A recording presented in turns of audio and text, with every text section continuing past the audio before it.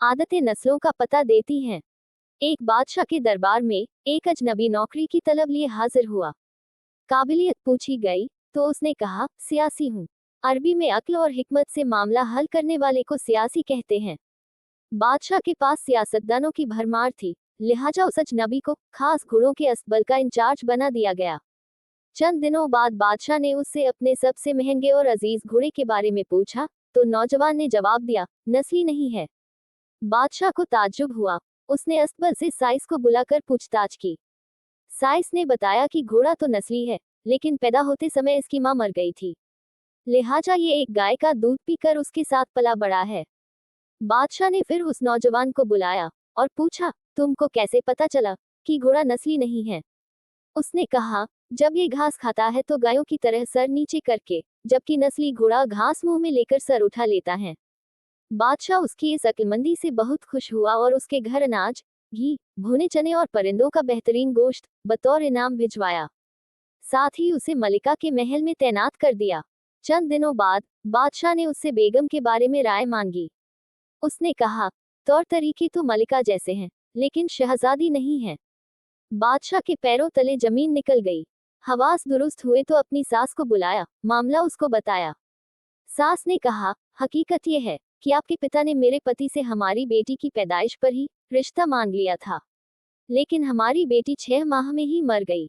लिहाजा हमने आपकी बादशाहत से करीबी रिश्ता बनाए रखने के लिए किसी और की बच्ची को अपनी बेटी बना लिया। बादशाह ने नौजवान को बुलाया और पूछा, तुमको कैसे पता चला?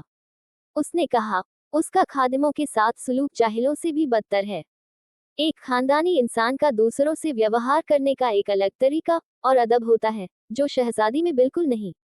बादशाह फिर उसकी होशियारी से खुश हुआ और बहुत सा अनाज, भेड़ बकरियां बतौर इनाम में देने के साथ उसे अपने दरबार में नियुक्त कर दिया। कुछ वक्त गुजरा तो बादशाह ने नौजवान को बुलाकर अपने बारे में पूछा। नौजवान ने कहा, हुजूर जान की खैर मिले तो कहूँ। बादशाह ने वादा किया। तब नौजवान बोला, न तो आप बादशाहजादे हो, न आपका चलन बादशाहों वाला है। बादशाह को बहुत गुस्सा आया, लेकिन वह नौजवान की जान की खैर का वचन दे चुका था, लिहाजा खून का खून पीकर रह गया और गुस्से में सीधा अपनी अम्मी के महल पहुंचा। वालिदा ने कहा, ये सच है, तुम एक चरवाहे के बेटे हो। हमारी औलाद नहीं थी तो हमने तुम्हें लेकर पाला। बादशाह ने फिर नौजवान को तलब कर वही सवाल पूछा कि आखिर यह राज उसे कैसे पता चला।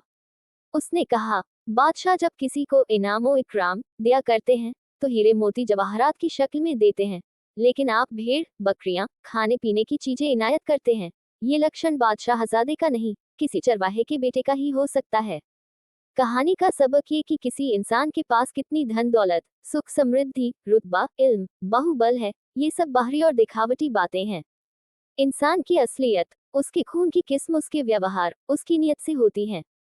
एक इंसान आर्थिक, शारीरिक, सामाजिक और राजनीतिक रूप से बहुत शक्तिशाली होने के बावजूद अगर छोटी छोटी चीजों के लिए नीयत खराब कर लेता है, इंसाफ और सच की कदर नहीं करता, अपने पर उपकार और विश्वास करने वालों के साथ दगाबाजी करता है, या अपने तुच्छ फायदे और स्वार्थ पूर्ति के लिए दूसरे इंसान को बड़ा नुकसान पहुंचाने के लिए तैयार हो जाता है, तो समझ लीजिए कि उसके खून में बहुत बड़ी खराबी है।